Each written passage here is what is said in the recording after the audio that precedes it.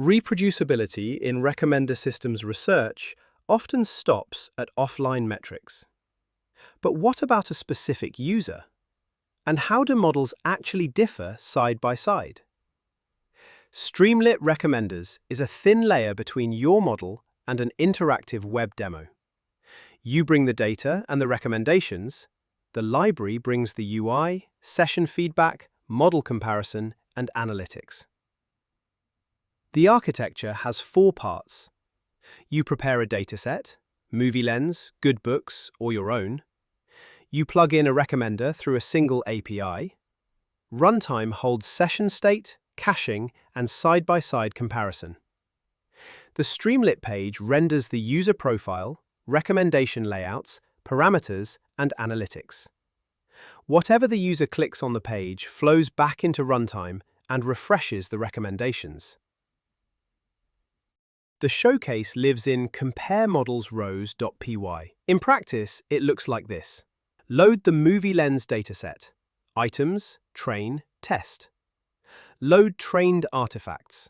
Item KNN, embarrassingly shallow autoencoders, sequential collaborative filtering. Define sidebar parameters, say number of recommendations and history window. And then one call. srun. Pass a dictionary of models, the data, parameters, a title, and optionally an intro with markdown and an appendix with plots. No front end, no manual session state, no poster layout code. Locally, you prepare the data, train baseline artifacts, and start Streamlit. Within seconds, you have a fully interactive demo running on localhost. In the sidebar, I pick a user and the number of recommendations. At the top, I see their profile, past interactions, and what I have selected in this session.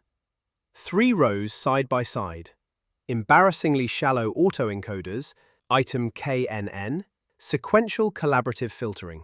All on the same profile, the same context.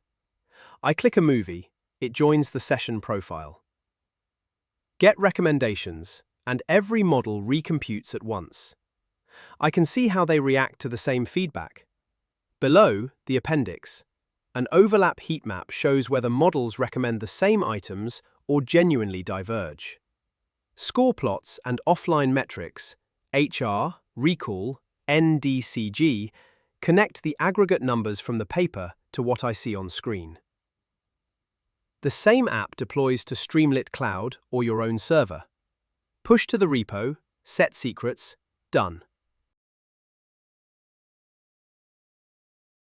The demo can run alongside the paper as an inspectable artifact for reviewers and practitioners. StreamlitRecommenders supports movie lens, good books 10K, and custom datasets.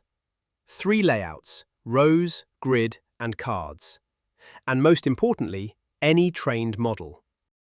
The goal is simple. Make an inspectable demo alongside a paper the norm, not the exception. Try it. Go to the terminal and run pip install Streamlit-Recommenders.